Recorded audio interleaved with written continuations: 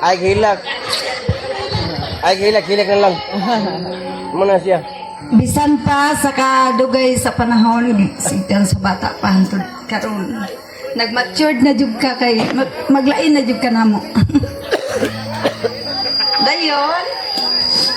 Salamat sa bisan pa o maminyo ka, nagihapon ka sa umuang kasing-kasing ug asa man ka magpuyo, diha basta mo og dito ba sa imong bana og asa mo. Una yung dumi nga mahal jud ka na mo wala ka na mo sagdi. Kamong duha og unsa ang inyong nakita namong papa nimo sa mga kaminyon. Bisan pag ingnon mininyo nga kanus-a mo magpakasal kay magpakasal nako. Akong ika-istorya sa imuha dili man ug sanay ang kasal kung magkasinabot lang 29 years. Akong gipaningkamot bahala gulay kasal min papa nimo ang ako ang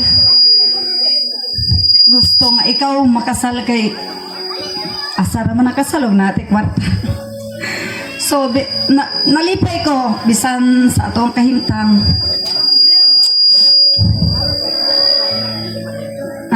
Sa imong pagkabuotan nga anak, hinaot nga magpadayon kung sa pagkamaldita. Huwag mahara tayo, dagang salamat, bisan. Thank you so much.